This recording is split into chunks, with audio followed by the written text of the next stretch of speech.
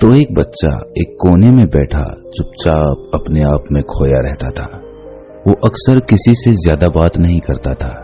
आश्रम की सभी जिम्मेदारियां पूरी करने के बाद जहां सभी बच्चे पूरे दिन की घटनाओं की चर्चा करने लगते, वहीं पर वो शांत रहने वाला बच्चा एक बरगद के पेड़ के नीचे बैठकर ध्यान करने लगता।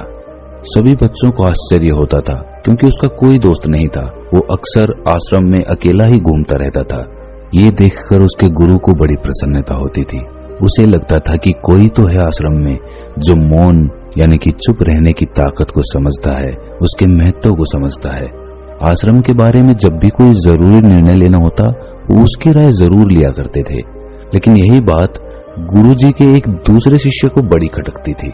वो गुरुजी का प्रिय शिष्य बनना चाहता था, इसीलिए वो गुरुजी के सामने दूसरे बच्चों के कामों में कुछ न कुछ कमियां निकालता रहता था, जिससे गुरुजी उसे महान समझने लग जाएं।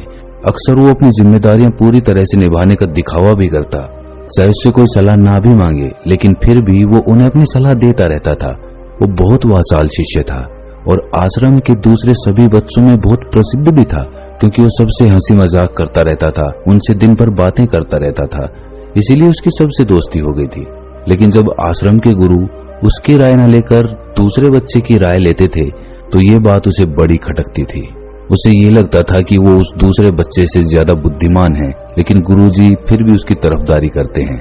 ऐसा नहीं था कि गुरुजी को उस वाचाल शिष्य के स्वभाव के बारे में पता नहीं था, लेकिन गुरुजी उसे अपने तरीके से सीख देना चाहते थे, ताकि उसकी ज्यादा बोलने की आदत, दिखावा करने की आदत, दूसरों में कमियां निकालने की आदत हमेशा हमेशा के लिए खत्म हो जाए और वो मौन रहकर ध्यान की गहराइयों को छू पाए।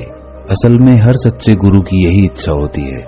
वो किसी तरीके से उस वाचाल शिष्य को एहसास कराना चाहते थे कि चुप रहने से ही उस असीम सत्य को जाना जा सकता है।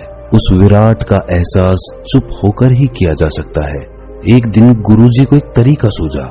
उन्होंने आश्रम के सभी बच्चों को अपने पास बुलाया और कहा कि मैं तुम सभी को दो दो हिस्सों में बांटकर अलग अलग गांव में भिक्षा मांगने के लिए भेज रहा हूं, और जो भी दो बच्चे सबसे ज्यादा भिक्षा मांग कर लाएंगे, उन दोनों को आश्रम की सभी जिम्मेदारियां निभाने का मौका दिया जाएगा। अपनी बात जारी रखते हुए गुरुजी ने बताया कि भिक्षा मांगने से हमारा अहंकार खत्म होता है, इसीलिए हर शिष्य पूरे मन से भिक्षा मांगे। कोई भी इस काम को औपचारिकता में ना ले, वरना तो वो अपने जीवन का बहुत बड़ा ज्ञान खो देंगे। आश्रम के गुरुजी ने जानबूझकर वाचाल शिष्य और चुप रहने वाले शिष्य की जोड़ी बना दी। वाचाल शिष्य के मन में सिर्फ एक ही बात चल रही थी कि इस बार उसे मौका मिला है और इस बार वो गुरुजी को दिखा देगा कि वो चुप रहने वाले शिष्य से कितना ज्यादा प्रतिभावान है। दोनों शिष्यों ने आपस में अपनी सहमति से निर्णय लिया कि दोनों गांव के अलग अलग कोनों से भिक्षा मांगना शुरू करेंगे, ताकि भिक्षा मांगने का काम जल्दी खत्म किया जा सके। चुप रहने वाला शिष्य हर द्वार पर जाकर अपने हाथ जोड़कर अपना भिक्षा का पात्र उनके सामने कर देता। उसके चेहरे पर एक सादगी और उसकी आंखों में एक एकांत होता था, जिससे भिक्षा देने वाले उसे भिक्षा देकर अपने आप को अनुग्रहित समझते थे। वहीं पर दूसरा वाचाल शिष्य हर द्वार पर जाकर उनको कुछ न कुछ ज्ञान देने लगता था, जिससे ज्यादातर लोग उसे बिना भिक्षा दिए ही लौटा देते थे।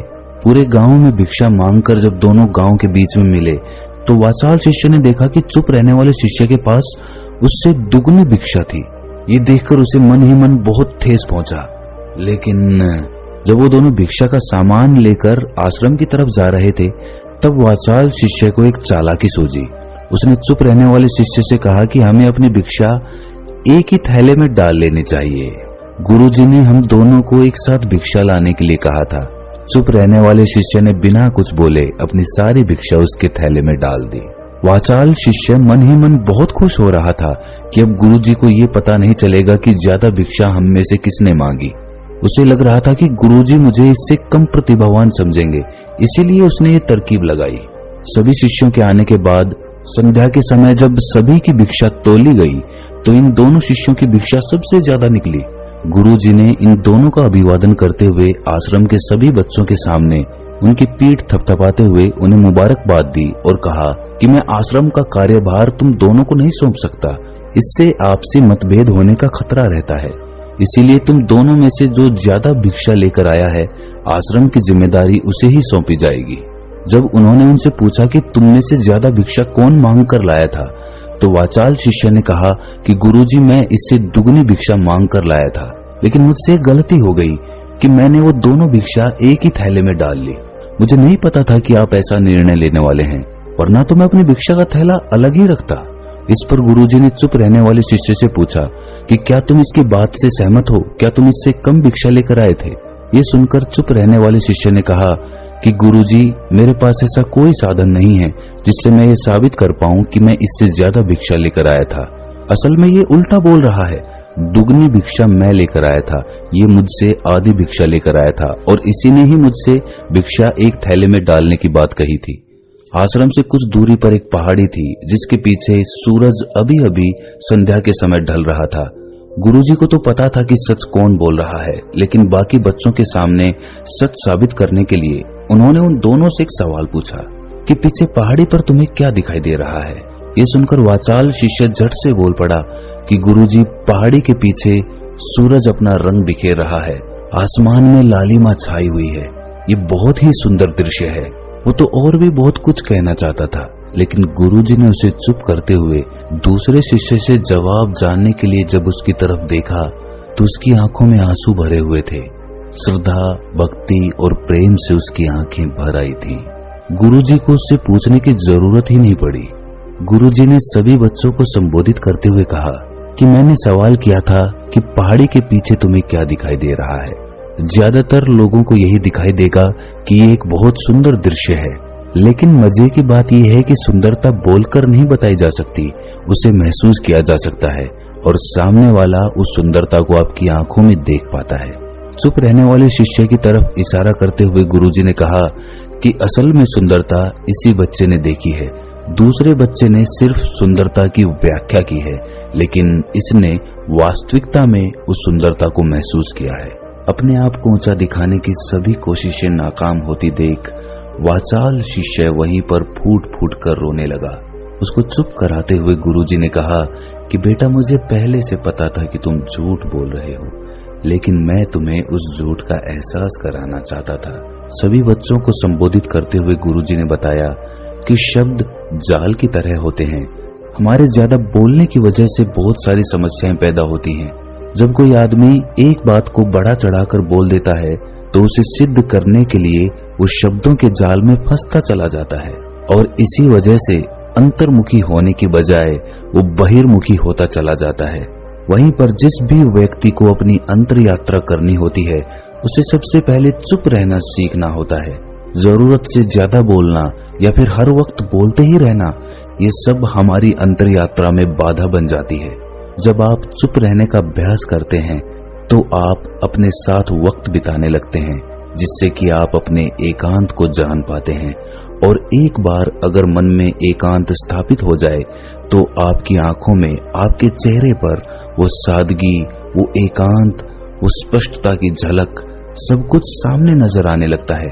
कुछ साबित करने को नहीं रह जाता, कुछ बताने को नहीं रह जाता, सब कुछ आंखों में देखा जा सकता है। चुप रहने वाले शिष्य की तरफ इशारा करते हुए गुरुजी ने कहा कि अभी जो दृश्य इस बच्चे ने देखा वो ज्यादा बोलने वाला आदमी कभी नहीं देख पाएगा। वो अपनी बुद्धि से तर्क वितर्क करता रहेगा कि उसे क्या क्या दिखाई दे रहा है, लेकिन उसमें से वो महसूस कुछ भी नहीं कर पाएगा। उसे दिखाई दे जाएंगे पहाड़, सूरज या फिर उसकी लालिमा, लेकिन उस सुंदरता को, उस विराट को, उस अद्वैत को वो कभी नहीं देख पाएगा।